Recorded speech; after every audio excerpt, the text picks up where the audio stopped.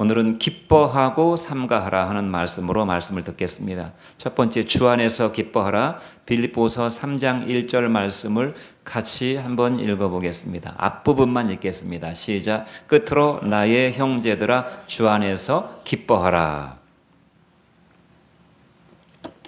빌립보서는 별명이 있다고 그랬는데 빌립보서는 무슨 편지라고 그랬죠? 빌립보서는 기쁨의 서신, 기쁨의 편지라고 그랬습니다. 그래서 제가 큰맘 먹고 설교를 준비하면서 빌립보서 1장부터 4장까지 기쁨이란 단어, 기뻐하다 또는 기쁨이란 단어가 몇 번을 나오는가 세봤더니 18번이나 나왔고, 오늘 우리가 읽은 3장 1절 끝으로 나의 형제들아 주 안에서 기뻐하라는 13번째 기뻐하라는 말입니다. 그 정도로 기쁨으로 점철된 서신이 빌립보서예요. 여러분, 성령은 기쁨의 영이라고 갈라디아서에 나와 있습니다. 기쁨의 영이라고. 그래서 성령이 우리 속에 들어오시면 우리 속에서 성령이 일을 하시는데, 성령이 우리 속에 거주하시면서 우리와 연합하셔서 우리와 더불어 일을 하시는데 9가지 특징적인 삶의 열매, 인격의 열매가 나타나게 되는데 그 중에 두 번째가 기쁨입니다. 오직 성령의 열매는 사랑과 희락과 화평과 오래 참음과 자비와 양선, 친절입니다. kindness, 충성과 온유와 절제. 이 9가지 열매가 맺혀지게 됩니다. 맺혀져 가게 됩니다. 일생 이러한 열매들이 맺혀져 가게 됩니다. 성령이 우리 속에 들어오셔서 우리와 더불어 우리의 영혼, 우리의 삶을 성령이 다스리시면 내가 막 무슨 고행하고 수고하고 노력하고 막 명상하고 이렇게 해서 맺혀지는 것이 아니라 성령이 우리 속에서 우리를 다스리시면 이런 열매가 맺혀지는데, 두 번째가 뭐라고요? 기쁨의 열매가 맺혀지게 됩니다.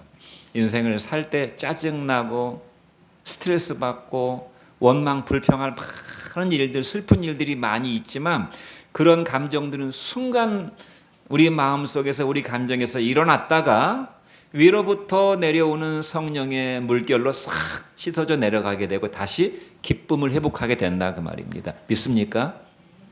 믿습니까? 사도행전에 보면 사도행전 3장에 너희가 회개하고 죄사함을 받으면 유쾌하게 되는 날이 너희에게 임하게 될 것이다. 유쾌하게. 성령이 우리 속에 들어오시면 기분이 좋아진다, 그 말이에요.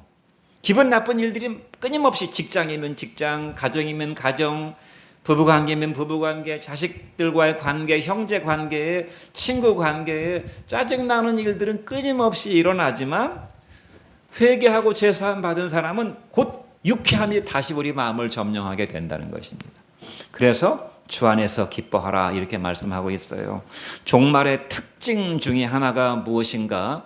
제가 성경을 읽어보고 곰곰이 생각해 보니까 사람들의 마음속에서 그나마 있던 기쁨이 고갈돼 가는 증상이 현대 특징입니다. 종말의 특징입니다. 기쁨이 고갈되는 것입니다. 기쁨은 하나님이 우리를 지으시고 기뻐하신 그 기쁨, 이 기쁘다라는 말이 굿이라는 말로 영어로 쓰이는데, 굿이라는 말은 좋다, 선하다, 기쁘다, 그런 뜻이 있어요. 하나님이 우리를 지으시고 저 여러분을 지으시고 그러셨잖아요.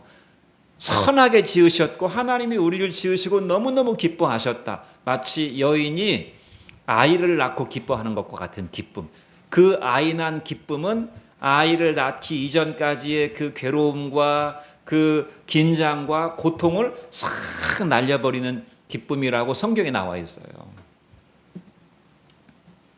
그래서 옛날 여인들은 그나마 자식이 기쁨이었기 때문에 자식을 막 5명, 6명, 7, 8명씩 낳았다, 이 말입니다. 그게 너무너무 고통스러운 고통으로 그의 영혼과 인격 속에 트라우마로 남아있다면 1명 낳고 안 낳았을 것인데 자식을 낳은 것이 너무너무 기쁘다, 이 말이에요. 하나님이 저와 여러분을 지으시고 너무너무 기뻐하셨다는 사실, 그래서 내가 하나님 앞에 기쁜 존재라는 사실을 기억해야 됩니다. 그런데 이런 하나님과 나 사이의 영적인 유대 관계가 끊어져 버리게 되면 영적 기쁨을 공급받을 수가 없게 되고, 영적 기쁨을 공급받지 못하면 정신적인 기쁨도 점점 사라지게 됩니다. 정신적인 기쁨도 사라지게 되기 때문에 정신 수양을 해야 돼요.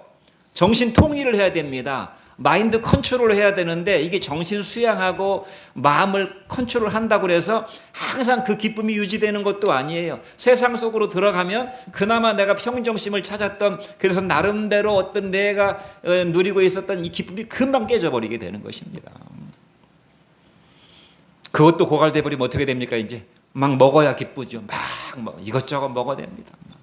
먹고 보고 게임하고 영상 보고 놀러가고 사람 만나고 영화 보고 텔레비 보고 많은 기쁨들을 자기 속에 아무리 갖다 채워도 곧 고갈돼 버려요. 곧 고갈돼 버리는 것입니다. 그래서 결국은 어떻게 됩니까? 이 기쁨의 그 유효기간이 짧아지게 돼요. 짧아지게 되면 그 기쁨을 늘 달고 살아야 돼. 그래서 중독적 기쁨이 되는 것입니다. 게임을 하고 영상을 볼 때는 기쁜데, 이거를 탁 화면을 꺼버리는 순간 기쁨이 사라져버리기 때문에 밤새워서 하게 된다, 그 말이. 밤새워서 하고 나면 그 다음에 또 끄자마자 싹 사라져버리는 것이, 이게 중독이에요. 중독.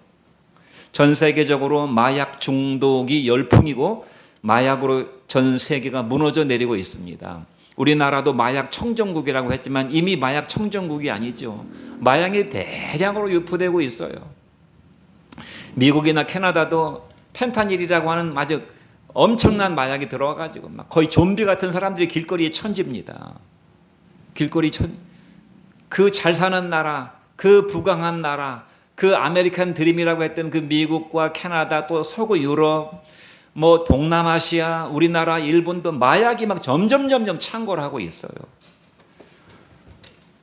알코올 중독, 성 중독은 뭐 아주 옛날부터 사람들을 중독시켰어요. 기쁨을 잠깐 주고 그 영혼을 피폐하게 만들고 정신을 무너뜨리는 그런 고갈된 기쁨을 금방 고갈돼 버리는, 마치 사막에 물 한 바가지 탁 부어버리면 금방 사라져 버리듯이 기쁨이 고갈돼 가고 있습니다. 게임과 동영상들을 수도 없이 보지만 뭐 요즘 사람들은 다 이걸로만 만족을 얻잖아요. 이걸로 금방 고갈됩니다. 스포츠와 오락과 향락과 취미들, 이런 것들이 금방 고갈돼 가기 때문에 이런 것들에 허덕이고 목말라 하는 것이 종말의 특징입니다. 아모스서 8장 11절, 벌써 2600년 전에 하나님이 아모스 선지자를 통해서 예언하신 말씀입니다. 같이 한번 읽어보겠습니다. 시작. 내가 기근을 땅에 보내리니 양식이 없어 주림이 아니요 물이 없어 가람이 아니라 오직 여호와의 말씀을 듣지 못한 기갈이라 그랬습니다.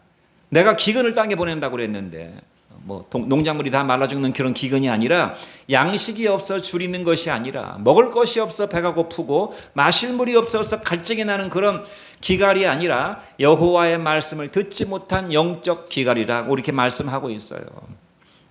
오늘날 상황을 잘 보여주고 있는 것입니다. 이것이 점점 악화되고 심화돼 갈 것입니다.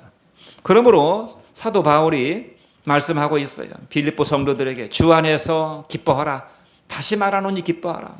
기뻐하라는 말을 18번이나 반복해서 기뻐하라고 명령하고 있습니다. 기쁨은 명령한다고 되는 것입니까? 그러면 서로 명령해주면 금방 기뻐하니까 얼마나 좋겠어요. 뭐 슬퍼하는 사람은 야 기뻐해 그러면 금방 기쁨이 생기고, 막 짜증나는 사람한테 기뻐해라 그러면 금방 기쁨이 생기고, 그러면 얼마나 좋게. 세상에 짜증나고 슬프고 원망하고 하는 사람이 어디 있겠어요. 근데 성경은 주 안에서 기뻐하라고 명령을 하고 있다 이 말입니다. 여기서 말하는 기쁨은 어떤 기쁨이겠습니까? 세상 기쁨이 아닌 것입니다. 세상 사람도 기쁨을 이야기하고 기뻐하기를 원하고, 성경도 기쁨을 이야기하고 우리에게 기뻐하라고 말씀하는데 같은 기쁨이 아니라는 것이에요. 그러므로 하나님을 알지 못하고 예수 그리스도를 알지 못하는 사람은 이 기쁨의 비밀을 알지 못하는 것입니다.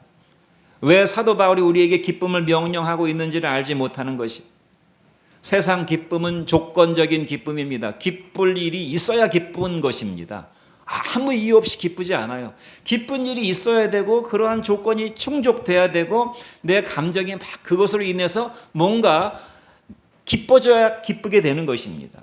그러므로 여기서 말씀하는 주 안에서 기뻐하라고 하는 것은 이런 조건적이고 감정, 돈이 많아요. 돈이 잘 벌려야 기쁘고 뭐 하다못해 국가에서 25만 원이라도 돈을 줘야 가서 외식을 한 판 해야 좀 잠시라도 기쁘고 어디 놀러 갔다 와야 또 그 순간이라도 기쁘고 여러 가지 기쁨의 소스들이 있는데 그런 기쁨을 말하는 것이 아니에요. 그런 기쁨을 넘어서는 기쁨을 말하고 있습니다. 이것은 인격의 태도입니다. 기뻐하라고 하는 것은 인생에 대한 하나님에 대한 태도를 밝히라고 하는 것이 기쁨을 선택하라고 하는 것입니다. 기쁨이 있고 슬픔이 있어요. 기쁨을 선택하라는 것입니다. 왜 슬픔을 선택하느냐? 이 감사가 있고 짜증이 있는데 왜 감사를 선택하지 않고 짜증을 선택하냐 그 말이에요. 살 길이 있고 죽을 길이 있는데 왜 살 길을 구하지 않냐고 죽을 길로 가려고 하느냐? 성경은 끊임없이 그렇게 말씀하고 있어요. 기뻐할 일이 천지인데 왜 기쁨을 선택하지 않고 슬픔을 선택하고 원망 불평을 선택하느냐 하는 것입니다. 기쁨은 무엇입니까? 우리가 기뻐해야 될 기쁨의 원천은 무엇입니까? 바로 복음입니다. 복음. 우리가 지금 복음을 듣고 있잖아요. 복음이라고 하는 것은 무엇인가요? 헬라말로 유앙겔리온이라고 제가 수십 번 말씀드렸습니다. 유앙겔리온, 천사가 가져오는 기쁜 소식. 누가복음 2장 10절에 보라 내가 온 백성들에게 미칠 큰 기쁨의 좋은 소식을 너희에게 전하노라. 오늘날 다윗의 동네에 너희를 위해서 구주가 나셨으니 곧 그리스도 주시니라. 온 백성들에게 전 세계에 미칠 큰 기쁨의 좋은 소식. 그것이 뭐라고요? 다윗의 동네에 너희를 위해서 구주가 나셨으니 곧 그리스도 주 예수님이다. 주 예수님을 영접하면 기쁨, 큰 기쁨의 좋은 소식인 예수님이 우리의 마음속에 들어와 계셔서 우리를 결코 떠나지 아니하시고 우리 속에서 늘 기쁨을 샘솟게 하시니까 기쁘지 않을 수가 없다 그 말입니다. 그래서 주 안에서 기뻐하라고 말씀하고 있어요. 왜 예수님이 기쁨의 소스입니까? 기쁠 일이 있어야 기쁜 것은 맞는 것입니다. 그런데 무엇으로 기쁨의 소스를 삼는가 하는 것이 중요하지요. 금방 사라져버리는 기쁨의 소스는 아무리 취해봐야 금방 사라져버리기 때문에 계속 갈증만 나고 헛헛하게 되는 것입니다. 우리의 마음이. 그러나 우리 속에서 끊임없이 샘솟는 기쁨을 주시는 예수님은 우리의 인생에, 우리 일생에 기쁨을 주시고 우리가 주 안에서 항상 기뻐하게 되는 줄로 믿습니다. 왜 예수님이 기쁨의 소스입니까? 제가 5가지 신앙 고백을 말씀드렸어요. 우리 3명의 청년 중에 5가지 신앙 고백의 본질 5가지로 좀 분류해서 예수님에 대한 신앙 고백 기억하고 있습니까? 기억하고 있어요? 예수님이 어떤 분이시길래 기쁨의 소스가 되시나? 예수님이 어떤 분이시길래 우리에게 늘 기쁨을 샘솟게 하시나? 예수님은 주요, 주님이라고 그랬어요. 구원자라고 그랬어요. 목자요. 그 다음에 왕이요. 그 다음에 하나님이라고 그랬잖아요. 그러니까 우리의 모든 것이 되시는 것입니다. 우리의 모든. 우리 인생의 책임자가 되시고 우리 인생의 보상이 되시니까 우리의 인생을 다 예수님이 책임져 주셔요. 그러니까 근본적인 의미에서 염려하고 걱정하고 불안해할 이유가 없고 우리 인생은 다 하나님이 보상해 주시기 때문에 여러분 우리 하나님을 떠나서 우리 인생의 보상이 무엇입니까? 하나님을 떠나 사는 인생에 내 손에 마지막까지 내가 쥐고 있을 수 있는 게 뭐냐 그 말이에요. 내가 이렇게 힘든 인생을 열심히 달려오고 살았는데 내가 마지막에 얻을 내 인생의 상이 뭐냐 그 말입니다. 내 손으로 줄 수 있는 것은 아무것도 없어요. 그러니까 보상이 없다 이 말입니다. 그러니까 기쁠 일이 없죠. 늙어가면서 죽음이 다가오면서 기쁨의 소스들이 점점 사라져가면서 자식도 이전에는 기쁨이었는데 이제 기쁨이 별로 아니에요. 다 자기 인생 삽니다. 부모에게 그다지 별로 관심도 없어요. 자기 먹고 살기도 바쁘고 잘 오지도 않아요. 자식이 뭐가 그렇게 큰 기쁨이 되게 다 사라져 가게 되는 것입니다. 그래서 마지막에는 뭐라고 고백하게 되는 것입니까? 인생 참 허무하다. 그러나 우리는 우리 신자의 인생에는 허무가 없고 절망이 없다고 성경이 말씀하고 있고 제가 수차례 말씀드렸습니다. 성도의 인생에는 절망이 없고 허무가 없어요. 왜냐? 우리 속에 그리스도로 가득 차 있기 때문에. 우리 속이. 성도는 속사람이 거듭난 사람입니다. 속사람이. 성도는 속사람이 거듭난 사람이, 껍데기로 이렇게 예배당에 앉아 있는 것은 성도가 아니에요. 교회 생활을 오래 했다고 해서 성도가 아니라 그 말입니다. 속사람이 예수로 거듭나서 실제로 그 안에 예수가 계시고 예수가 우리의 영과 더불어 우리의 삶을 견인하셔서 우리가 주와 함께 인생을 살아가는 사람이 성도라 그 말입니다. 그러므로 갈라디아서 2장 20절 말씀을 같이 한번 읽어보겠습니다. 시작. 내가 그리스도와 함께 십자가에 못 박혔나니 그런즉 이제는 내가 사는 것이 아니라 오직 내 안에 그리스도께서 사시는 것이라 그랬어요. 내가 그리스도와 함께 십자가에 못 박혀. 여러분 태어나서 우리가 어떤 의식을 이제 갖게 되잖아요. 아주 어렸을 때 의식은 우리가 다 잊어버렸지만 어쨌든 태어나는 순간 우리는 의식을 가지고 살아갑니다. 육신으로 태어나가지고 육신의 본성을 가지고 부모에 물려준 그 망령된 행실을 계속 우리도 추종하게 되는데 그 옛사람이 내 인격적 결단과 의지로 성령의 감동으로 어느 순간 예수님을 나의 주요 그리스도로 고백하게 되었으면 이제 내 속에 나는 죽은 것이라 그 말입니다. 나의 옛사람은 죽었어요. 이전에 내가 아니에요. 그런 어떤 계기가 반드시 있어야 되는 것입니다. 그것이 없는 사람은 거듭난 사람이 아니라 그 말이에요. 그냥 육신의 본성으로 나서 착하게 살면 되지 뭐 남들하고 비슷하게 모나지 않게 상식적으로 살면 되지 그 사람은 거듭난 사람이 아니라 그 말이에요. 아무리 교회를 오래 다녔어도 그 사람은 거듭난 사람이 아닌 것입니다. 그 사람 속에는 예수가 없는 것이. 나는 그리스도와 함께 예전에 십자가에 못 박혀 죽었습니다. 그런즉 이제는 내가 사는 것이 아니라 내 안에 그리스도가 사시는 것이라는 사실을 실제적으로 믿는 것이에요. 이것은 무슨 문학적 표현이거나 수사적 표현이거나 무슨 철학적인 얘기를 하는 것이 아니고 법적인 말씀을, 법적인 효력이 있는 말씀을 하는 것이고 성경이 말하는 캐리그마, 선포입니다. 선포.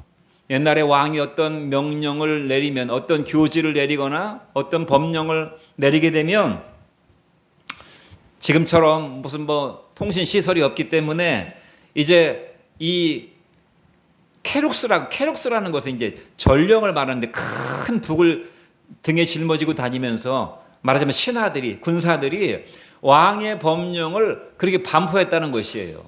그래서 성경을 가리켜 캐리그마라고 하는 것입니다.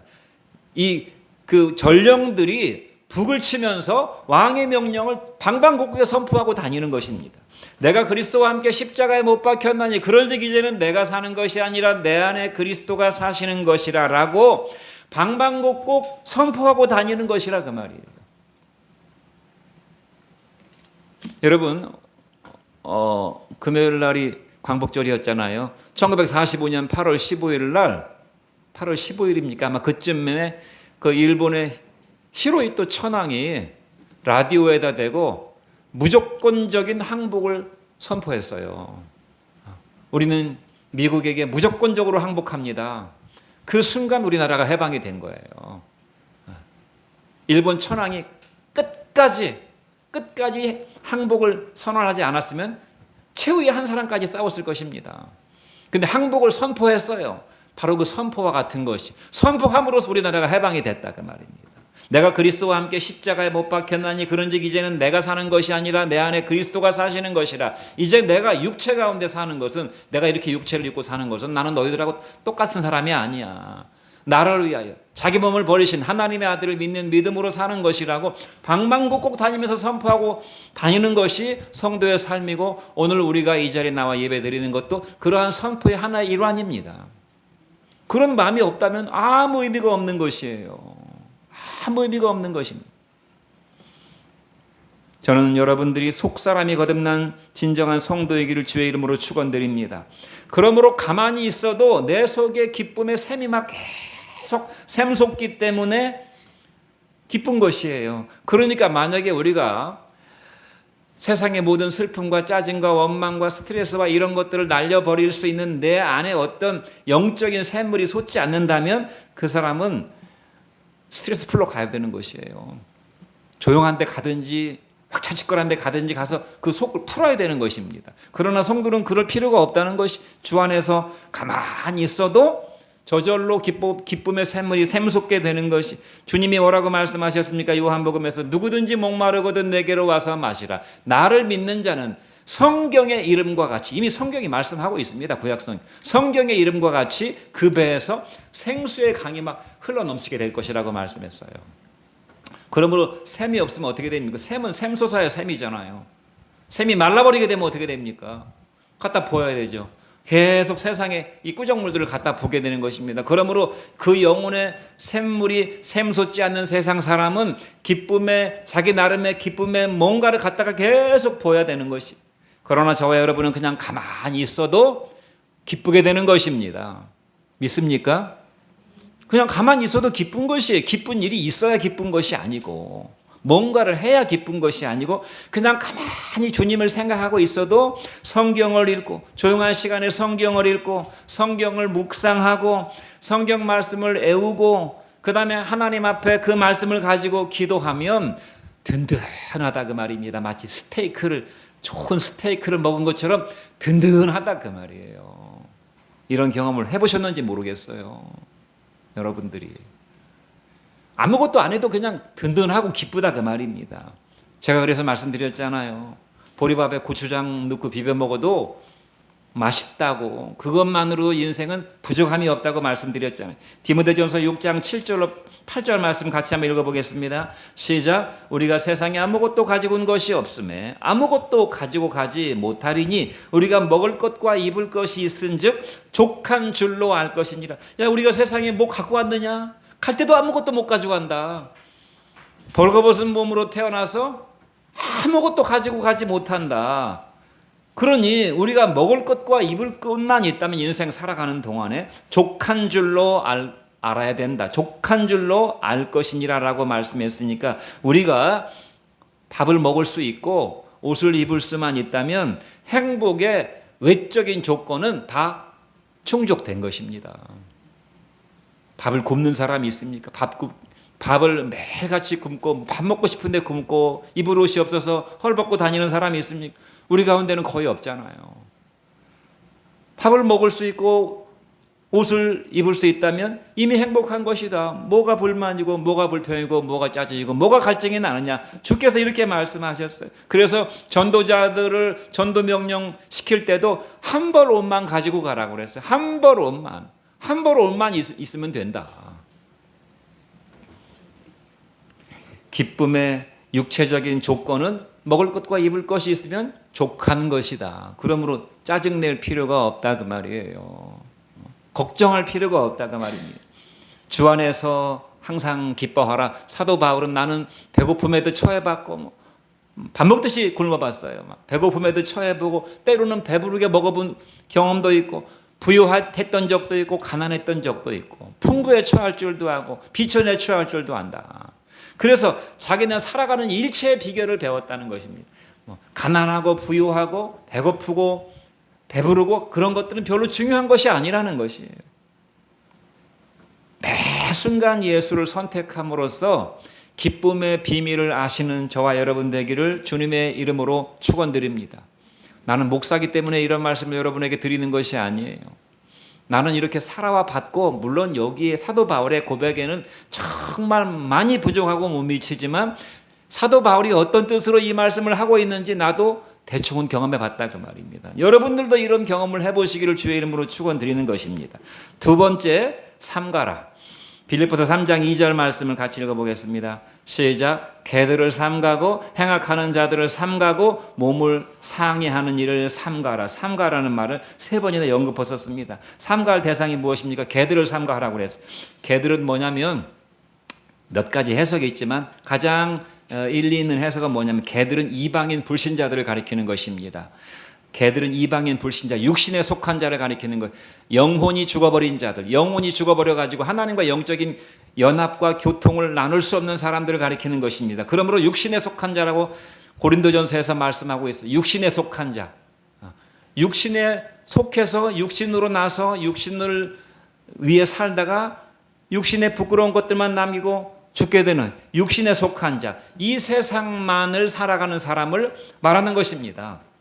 마가복음 7장에 보면은 두로 출신인 수로보니게의 여자가 예수님에게 자기의 딸을 고쳐달라고 예수님에게 나온 장면이 나옵니다. 그때 예수님께서 뭐라고 말씀하셨습니까? 자녀의 떡을 취해서 개들에게 던지는 것은 마땅하지 않다고 그랬어요. 이것은 그 여인의 믿음을 테스트해 보려고 하는 그런 의도도 있지만 실제적으로 유대인들은 통상적인 의미에서 꼭 그 사람을 멸시하는 것이 아니라 통상적인 의미에서 이방인들은 하나님을 알지 못하기 때문에 본질적으로 짐승과 별로 다를 것이 없다고 생각해서 이방인들을 개처럼 여겼습니다. 그래서 자녀의 떡을 취해서 개들에게 주는 것은 마땅치 않다는 것은 나는 유대인들에게 1차적으로 복음을 전하러 왔기 때문에 이방인들은 다음 차례다 라고 얘기하고 있는 것입니다. 그러므로 여기 개들이라고 하는 것은 이방인 불신자를 가리키는 것이, 하나님을 전혀 알지 못하는 사람, 하나님을 전혀 알지 못하는 사람은 그냥 육신으로 살아가는 사람입니다. 그 사람이 누구이든지 간에 영적인 대화를 나눌 수가 없어.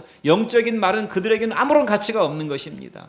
그러므로 그들은 그냥 육신의 감옥 안에 갇혀서 육신의 한계를 벗어나지 못하고 육신의 것으로 만족을 삼다가 육신의 것으로 배부르고 육신의 것으로 굶주리고 육신의 것으로 목마른 인생을 살다가 육신으로 끝나버리게 되는 것이, 삼가할 대상 중에 첫 번째가 뭔가 하면 이방인 불신자들을 삼가. 우리는 이방인 불신자들을 끊임없이 만나고 살아야 됩니다. 우리 가족 중에도 이방인 불신자가 있고 회사에 가면 이방인 불신자들이 얼마나 많은지 몰라요. 그들로부터 영적인 영향력을 받지 않도록, 부정적인 영향을 받지 않도록 그들을 삼가하라고 그랬어요. 그러니까 세상 사람과 교제할 때, 그들과 어떤 일로 관계를 맺고 살아갈 때 항상 의식하고 살아야 된다는 것이에요. 내가 그들에게 영향을 미치든 그들이 내게 영향을 미치든 사람을 만난다는 것은 영향을 주고받게 되어 있습니다. 크든 작든 그러한 영향을 삼가하라, 주의하라 그 말입니다. 두 번째, 행악하는 자들은 교회 안팎에 있는 세속주의자들을 가리키는 것입니다. 교회 밖은 물론이고 교회 안에도 세속주의자들이 얼마나 많은지 몰라요. 정욕과 탐욕과 거짓으로 살아가는 사람들이 얼마나 많은지 모릅니다. 명목상으로는 신자라는 타이틀을 가지고 살아가지만 실제적인 삶에서는 실제적 무신론자들이 많이 있습니다. 시편 10편 4절 말씀을 같이 한번 읽어보겠습니다. 시작. 악인은 그의 교만한 얼굴로 말하기를 여호와께서 이를 감찰하지 아니하신다 하며 그의 모든 사상에 하나님이 없다 하나이다. 악인들은, 교회 안팎의 세속주의자들은, 세속주의자라는 말은 그야말로 월들리한 사람들 가리키는 것입니다. 세상 사람을 가리키는 것입니다. 눈에 보이는 세상이 전부인 사람이에요. 그래서 그 세상 안에서 자기 것들을 누리고 추구하고 즐기고 쌓아놓고 사는 사람이 세속적인 사람입니다. 교회 안에도 이런 사람들이 부지기수로 많다는 사실이에요. 행악하는 자들입니다. 이들은 교만한 얼굴로 말하기를 여호와께서 이를 감찰하지 아니하신다. 하나님이 감찰하시지 않으신다는 말의 의미는 뭔가 하면 하나님을 소경 취급하고 살아간다 이 말입니다. 우리가 누군가가 나를 보고 있다 그러면은 굉장히 조심스럽게 살아갈 것입니다. 한국의 범죄율이 낮은 이유는 방방곡곡에 CCTV가 있기 때문에 그런 것이에요. 나를 보고 있다 이 말이에요. 나를 보고 있기 때문에 함부로 행동하지 않는다는 것입니다. CCTV는 그 사람의 껍데기만 보지만 하나님은 영적으로 우리의 심장과 폐부를 감찰하시기 때문에 하나님과 함께 내 마음속에 하나님이 계셔서 하나님과 더불어 살아가는 사람은 마음으로도 함부로 죄악된 생각이나 불신앙적인 생각을 할 수가 없는 것이에요. 그러나 악인들은 뭐라고 그랬습니까? 하나님을 소경 취급한다는 것입니다. 하나님을 바보 취급한다는 것입니다. 하나님을 업신여긴다는 것이, 우리가 어떤 사람을 하찮게 여기거나 무시하면 그 사람과 같이 있어도 그 사람에 대해서 별로 신경을 안 씁니다. 별로 신경을 안 쓰게 되는 것이 업신여기기 때문에. 그래서 죄와 더불어 먹고 마시고 툭하면 죄를 짓고 툭하면 거짓말을 하고 툭하면 악한 생각, 더러운 생각, 추한 생각, 미워하는 생각, 불신앙적인 생각, 원망과 불평을 털어놓는 그런 사람들은 자기 안에 계시는 하나님을 무시하는 것이에요. 그러면 하나님께서 불쾌하게 여기셔서 결국은 떠나가시게 되는 것입니다. 아무리 가까운 친구라도 그 사람을 무시하기 시작하고 그 사람에 대해서 함부로 말하게 되고 자기 멋대로 행동하게 되면 거리가 멀어지게 되는 것이, 하나님도 마찬가지. 그 사람이 언제적인 은혜 받아서 하나님의 마음속에, 그 사람 마음속에 들어와 계신다 할지라도 계속 이런 식으로 하나님은 감찰하지 아니하시지 하면서 세속적으로 살아가게 되면 명목상으로 신자일지 몰라도 실제적으로는 실제적 무신론자로 살아가게 된다는 것입니다. 이런 사람들을 삼가하라는 것이, 교회 안에도 이런 사람들이 많다는 것입니다. 마지막으로 몸을 상하게 하는 자들을 삼가라고 그랬어요. 몸을 상하게 한다는 것은 자기 육신의 욕망을 미워해가지고 자기 몸을 자해하는 것입니다. 지나친 금욕주의를 가리키는 지나친 금욕주의. 지나친 금욕주의.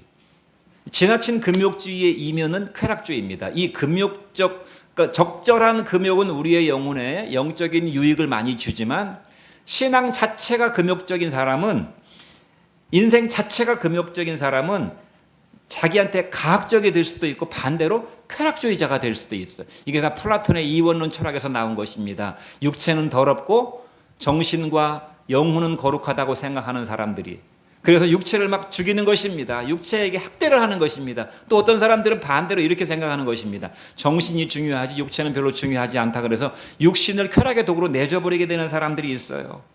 그래서 성적으로 막 타락하면서 정신적으로는 나는 몸만 주었지 정신은 주지 않았다고 자기 스스로 자위하는 것입니다. 이런 그 위선 속에 빠져들어갈 수 있다는 것이. 지나친 금욕주의, 유사복음, 율법주의, 이단 사이비들에게 미혹되지 않도록 성경이 말씀하고 있어요. 특히 쾌락주의를 조심해야 됩니다. 쾌락주의. 성을 쾌락의 도구화하는 그런 시대에 우리가 살고 있어요. 성을 쾌락의 도구화. 성은 즐기기 위해서 있는 것이다. 성은 즐기기 위해서 있는 것이 아니라 부부간의 사랑을 더 깊게 하라고 하나님이 주신 축복이고 자녀를 생산하라고 주신 축복이에요. 아무나 붙잡고 쾌락을 즐기라고 주신 것이 아니라 그 말입니다. 그러므로 성을 즐기는 도구로 대상으로 여기는 사람은 즐거움이 없어요. 그 사람은 절대 행복하지 못합니다. 인생이 점점 피폐해지고 더러워지고 타락해져가지고 짐승처럼 되게 되는 것입니다. 쾌락주의자들 중에 성을 함부로 막 쾌락의 도구로 쓰는 사람 중에 행복하게 사는 사람 보셨습니까? 그러면 창녀가 제일 행복해야 되죠. 술집 여자가 제일 행복해야 되죠. 전혀 그렇지 않습니다. 성을 쾌락의 도구로 함부로, 특히 우리 자녀들은, 청년들은 대놓고 즐기자주의를 경계해야 됩니다. 삼가하라고 말씀했어요. 제가 이스라엘 어떤 여자가 이스라엘 그러면 거룩한 나라처럼 생각이 돼가지고 구약 성경이 다 이스라엘 이야기로 다 도배가 되어 있기 때문에 이스라엘 사람들은 굉장히 경건한 사람인 줄 알았는데 이스라엘 여자가 얘기하는데 이스라엘 남자들이 그렇게 바람을 많이 핀다는 거예요.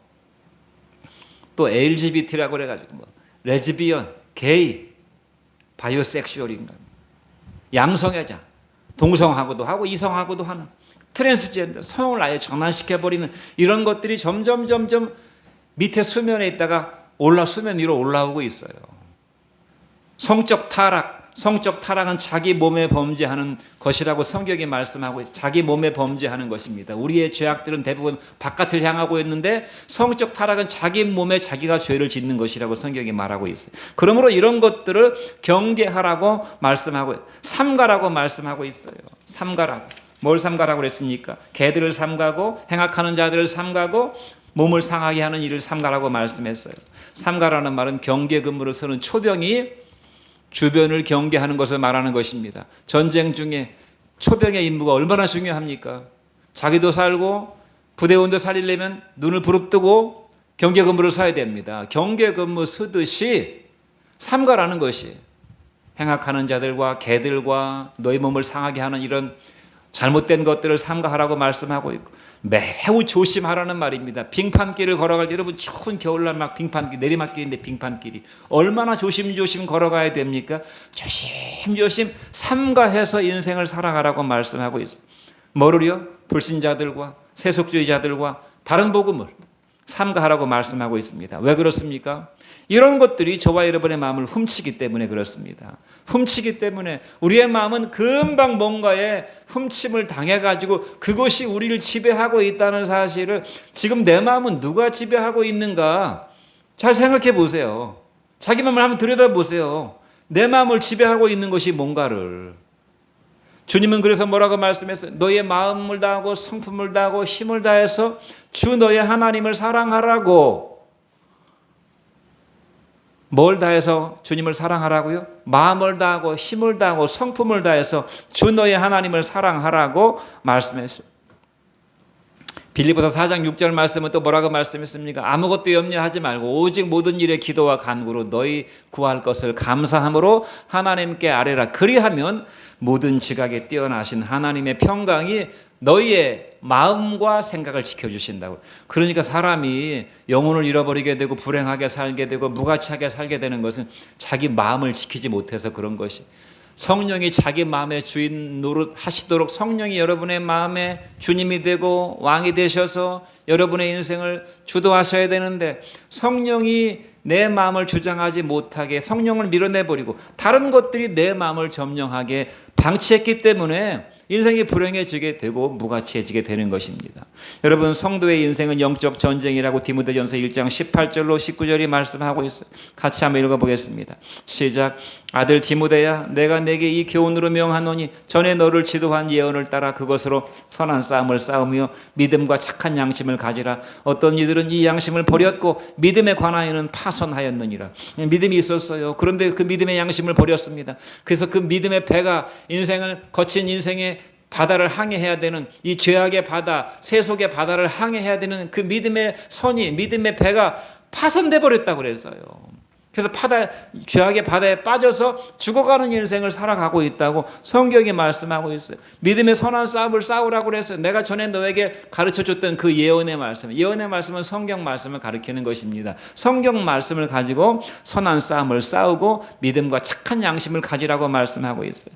에베소서 6장 10절로 19절에 보면은 우리가 무엇을 가지고 싸워야 되는지를 말씀하고 있어요. 진리의 허리띠를 띠라고 그랬어요. 진리의 허리띠를 띠라는 말은 무슨 말이냐면은, 말하자면 여러분, 옛날에는 그 옷이 이렇게 위아래 통으로 되어 있든지 고무줄이 없으니까 바지에 허리띠를 해야 됩니다. 끈으로 졸라매야 된다 이 말이에요. 스판이 아니기 때문에 옛날 옷들은. 그래서 허리띠가 필수예요.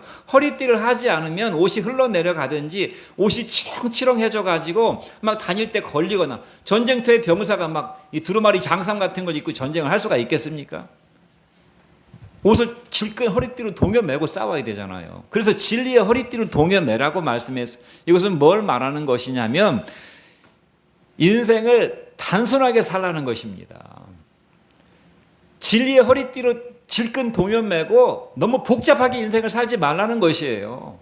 그러니까 우리 인생에 걸리적거리는 것들이 너무너무 많아요.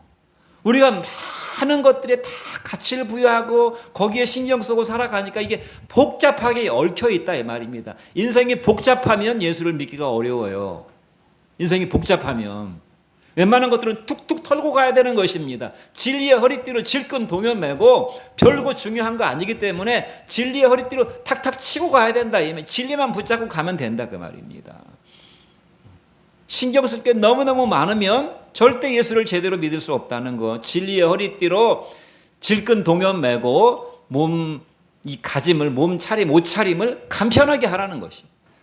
두 번째는 의의 호심경을 차라고 그랬습니다. 자기 심장을 보호하는 의의 호심경이니까 우리의 의는 십자가에 의해요. 우리의 심령을, 우리의 가슴을 십자가로 보호하라 그 말입니다. 평안의 복음에 예비한 신발을 신으라는 것은, 평안이라는 것은 하나님의 통치를 받아들이면서 인생을 살아가라는 것이. 그러므로 하나님의 평안 통치를 받으면 인생을 평안하게 걸어갈 수가 있습니다. 믿음의 방패를 가지라는 것은 믿고 실제적으로 의지하라는 말이고, 구원의 투구를 쓰라는 것은 의식화라는 것이. 여러분, 의식화가 얼마나 중요한지 아세요?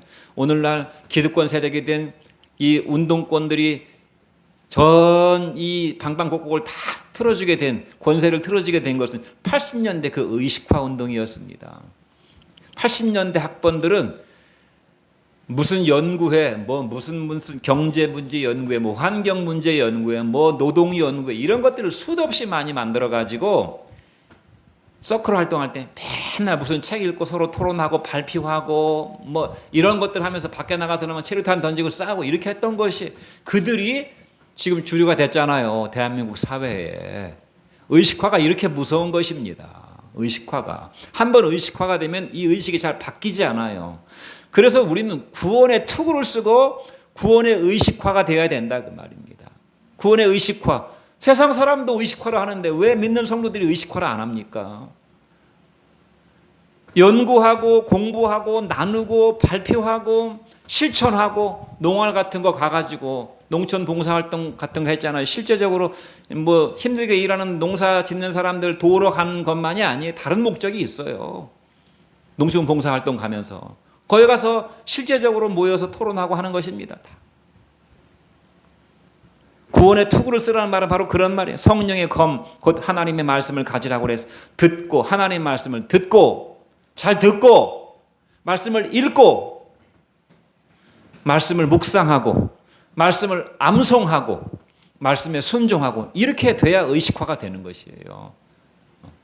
내가 내 자신을 마인드 컨트롤 하는 것이 아니라 말씀을 내가 꽉 붙잡고 있으면 말씀이 나를 확 점령한다 그 말입니다. 그래서 순교의 믿음까지 가게 되는 것입니다.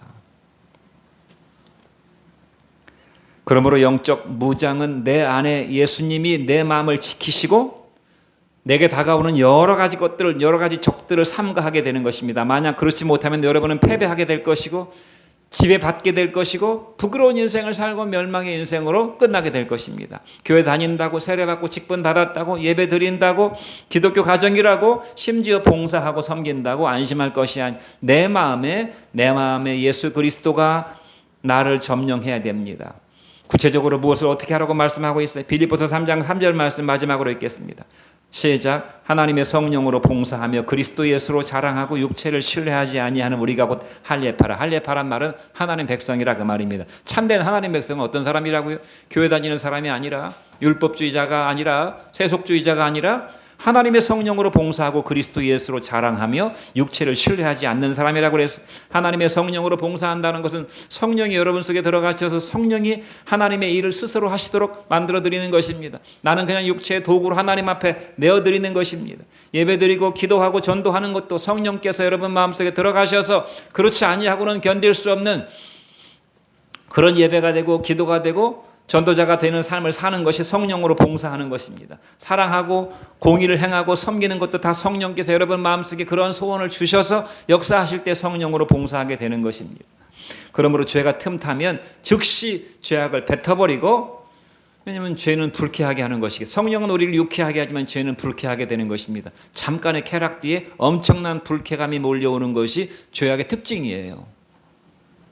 그러므로 죄를 내가 부지불식 중에 죄악의 뭔가를 한 모금 딱 들이켰으면 뱉어버려야 됩니다. 위를 세척해야 됩니다. 우리의 영혼을 회개함으로 세척하고 마음을 새롭게 함으로써 내일 내가 하나님을 만나게 될 것이다. 내일 주님 앞에 서게 될 것이다 라는 사실을 기억하시는 여러분 되시기 바랍니다. 그래서 오늘 죽음 앞에 섰을 때 심정으로 하나님 앞에 마지막 하루를 살아야 되는 것입니다. 여러분 스티브 잡스가 애플의 창시자인 스티브 잡스가 죽을 때 무슨 말을 하고 죽었는 줄 아세요? 스티브 잡스 세계 최고의 부자 중에 한 사람이다. 스티브 잡스가 무슨 말을 하고 죽었는가 하면 죽음 앞에 모든 것은 다 무의미하다 이렇게 하고 죽었어요. 나이 한 60 초반쯤에 죽었습니까? 췌장암으로. 죽음 앞에 모든 것은 무의미하다. 그렇게 명석한 두뇌와 그 엄청난 애플이라고 하는 기업을 창시하고 죽을 때 죽음 앞에는 모든 것이 다 무의미하다. 아무것도 아니라 그 말입니다. 아무것도 아니라. 그래서 오늘이 마지막 날이라는 의식, 그런 의식을 가지고 하나님의 성령으로 봉사하고 그리스도 예수로 자랑하며 육체를 신뢰하지 않는 저와 여러분 되기를 간절히 바랍니다. 예수로 자랑하고 자랑할 게 뭐가 있겠어요? 오직 예수. 다른 것은 부끄러운 것입니다. 자기 자랑은 후한무치한 것입니다. 자기 자랑은 정말 얼굴이 두껍고 수치를 모르는 사람이나 하는 것이에요. 육체를 신뢰하는 자, 자기 자부심, 자기 신념, 자기 확신, 자기 자존심, 자기 힘과 지혜와 자기 경험과 부귀 영화를 신뢰하는 사람. 여러분 우리 자존심 내가 좀 알고 있는 거 내가 경험한 거 나의 어떤 일가견 그런 거 별로 중요하지 않습니다. 그거 다 육체에서 나온 것입니다. 아무것도 아닌 내가 알고 있는 것보다 모르고 있는 것이 100배 1000배 더 많아요. 내가 알고 있는 건 쥐꼬리만한 요만큼이고 내가 모르는 것이 훨씬 많다는 사실을 알아야 됩니다. 내가 가지고 내가 자랑으로 삼고 있는 거 너무나 부끄러운 것이라는 사실을 알고 오직 그리스도 예수로 자랑하는 그러한 저와 여러분 되기를 주의 이름으로 축원드립니다. 마지막으로 갈라디아서 6장 14절 말씀을 읽고 마칩니다. 시작. 그러나 내게는 우리 주 예수 그리스도의 십자가 외에는 결코 자랑할 것이 없나니 그리스도로 말미암아 세상이 나를 대하여 십자가에 못 박히고 내가 세상을 대하여 그러하니라. 피차 세상과 나는 서로 상관이 없는 사이라 그 말입니다. 헤어진 사이라 그 말. 내가 세상에 대해서 못 박혔고 세상도 나에 대해서는 못 박혔다. 서로 크게 상관이 없는 사이다. 상관이 없는 사이면 어떻습니까? 그러면 그런가 보다 하고 그냥 살아가게 되는 것입니다. 우리는 세상에 그렇게 연연할 필요가 없어요. 왜냐하면 우리는 세상과 관계가 없는 사람이에요. 잠깐 거쳐가는 것 뿐이에요. 그러므로 세상에 무슨 큰일이 일어나도 그게 뭐 엄청난 일은 아닌 것입니다. 세상에 아무리 좋은 일이 있어도 그것도 별것도 아니에요. 그냥 그저 그렇다 그 말입니다. 세상에 나를 대해서 세상에 십자가에 못 박혔고 나도 세상에 대해서 마찬가지로 못 박혔다. 너와 나는 서로 별 관계가 아니다. 그런 마음을 가지고 사는 저와 여러분 되기를 주의 이름으로 축원드립니다. 기도하겠습니다.